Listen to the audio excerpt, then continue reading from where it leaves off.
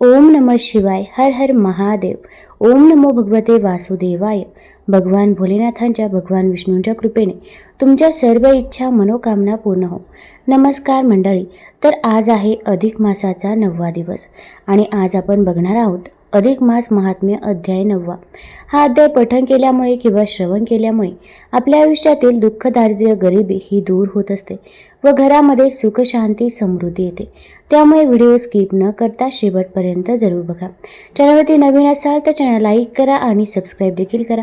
तसेच कमेंटमध्ये ओम नमः शिवाय किंवा ओम नमो भगवते वासुदेवाय लिहायला विसरू नका, जेणेकरून आपल्याला देखील भगवान भोलेनाथांचा आणि भगवान विष्णूंचा आशीर्वाद नक्कीच प्राप्त होईल. तसेच शेजारील नोटिफिकेशन बेल देखील प्रेस करा, जेणेकरून मी जेव्हा पण व्हिडिओ बनवेल तर तो व्हिडिओ तुम्हाला सर्वात अगोदर दिसेल. श्री अधिक मास महात्म्य अध्याय 9वा. श्री गणेशाय नमः. नमो गणेशा श्री गणराया. वंदोनी मी तुझ्या पाया. चालवीत असे पुढे कार्य या लेखन सेवेच्या. माये शारदा सरस्वती उभी पाठीसी भगवती.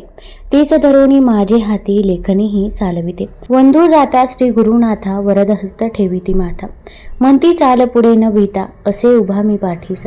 पुढे चालवी निवेदनास नारद पुस्ती नारायणास. मेधावतीच्या पुढील कथेस आता सत्वर निवेदा. नारायण म्हणती मेधावती विप्रकन्या दुःखी कष्टी. एकटीच राहत असे शेवटी दुःख आपले शोषित. कर्मधर्म संयोगाने एकदाच त्याच मार्गाने जात असता दुर्वास मुनी आले त्या अरण्यात. तेव्हा मेधावी ब्राह्मणाची आठवण आली दुर्वासा त्याची.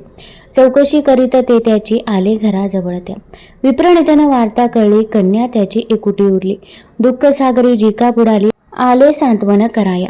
कृष्ण म्हणे दुर्वास कोपिष्ट काय सांगू त्यांची मात. इंद्रही त्यांचे दर्शना भयभीत घाबरे पुढे यावया. परी अर्जुना तुझ्या मातेने जिंकले दुर्वासा सेवाव्रताने. प्रसन्न होऊन वरदानाने भरली उंजळ कुंतीची. त्रिदशकार्षिणी नावाची विद्या मंत्राने देवास बोलावया. दुर्वासे प्रसन्न होऊन या दिली कुंती मातेस. ते दुर्वास एके देणी मजवती क्रोधावनी. मज सवे ते रुक्मिणी जोडते झाले रथास. अश्वापरी ते आम्हा उभया रथासी यांच्या रे जोडोनिय. वरी आरुडे दुर्वास राया ओढा म्हणतसे रथासी. आम्ही मानुनी धर्मनिष्ठते ओढितो झाले रथाते. उभयता कष्टलो अति ते रथासी त्या ओढिता. तेने माझी धर्मपत्नी व्याकुळ झाली तहानेनी. ती करता पाणी पाणी जीव माझा कळवळे. तव मी काय केली मात अंगुष्ठे धरणी दाबीत. भोगावती नदी तेथ प्रकट केली क्षणात. त्या पाण्याची धारणेमुखी पडली ती रुक्मिणीच्या मुखी. जलप्राशून झाली सुखी भार्या माझी जेधवा. तव दुर्वास म्हणती माधवा हीच काय रे गुरुसेवा. स्वपत्नीचा कळवळा यावा काय कारणे चित्तात. सेवा करीत असता आमची चिंता वाहसी काय पत्नीची.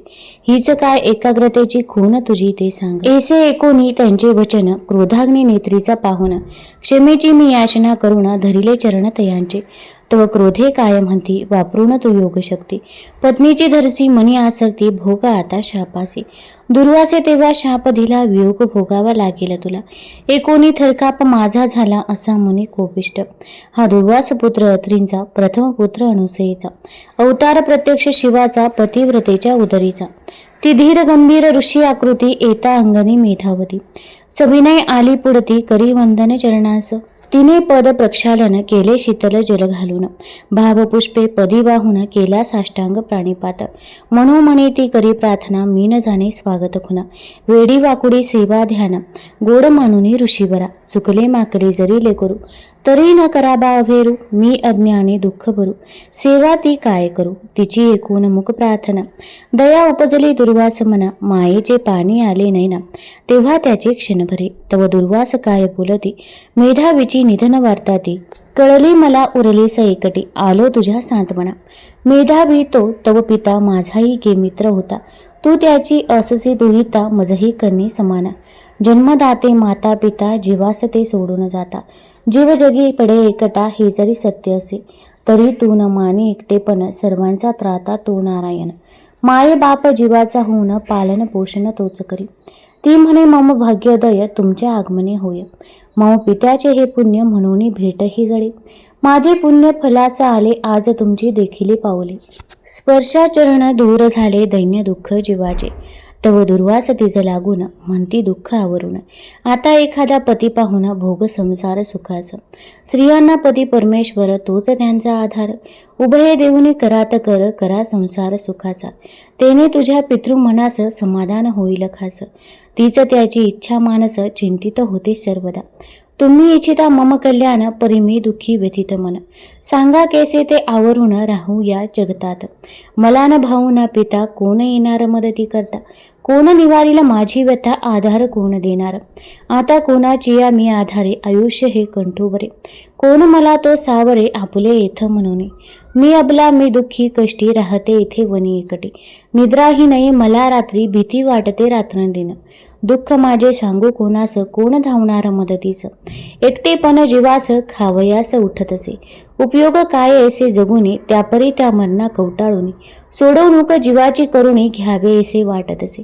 नैराश्य निराशेचा घोर आता न सहावे अंधार. कोण आधार मज देणार तरावया भवसागरी. तिची एकोणी करुणा वचने दुर्वास व्यथित झाले मन. मनोमनी म्हणती हीच कारणे तरुणोपाय तो द्यावा. दुःख क्लेशाचे जेणे निवारण ऐसा उपाय ही सांगून. करू तिचे ते कल्याण पुत्री समान ती असे. ऐसा मनी विचार करीत दुर्वास चिंतिती कैलासनाथ. म्हणती देवा शरणागत या जीवासी उद्धरा. दुर्वास मेधावती लागून म्हणती आता दुःख विसरून. मी सांगन ते ध्यान देऊन एका बेगा बालके. तुझी एकोण करुण कहाणी मित्र स्नेह माझे मनी. दया उपजली आहे म्हणे सांगेन उत्तम उपाय. समस्या जगी ऐसी नाही जीवरी उपाय निघेन काही. तरी आता सांगतो पाही तुझ्या कल्याण हितार्थे. ऐसे बोलून मिटले नयन मेधावती कर जोडून. उभी सन्मुख तीराहून वाट पाहे वचनाची. ब्रहण नारद पुराणेचा हा अध्याय दुर्वास आगमनाचा. त्या अधिक मास महात्म्याचा पूर्ण इथे झालासे. अरुण विनवणी करी खास स्वीकारा प्राकृत रचनेस. 9वा अध्याय हरिचरणास प्रेम भावे समर्पितो. आता या अध्यायाचा मराठी भावार्थ काय आहे तर ते आता आपण बघूया. तत्पूर्वी एक विनंती आहे, चॅनलवरती नवीन असाल तर चॅनल लाईक करा आणि सबस्क्राईब देखील करा. तसेच कमेंटमध्ये ओम नमो भगवते वासुदेवाय लिहायला विसरू नका. आणि तुम्ही हा व्हिडिओ कुठून बघत आहात ते देखील आम्हाला जरूर कळवा.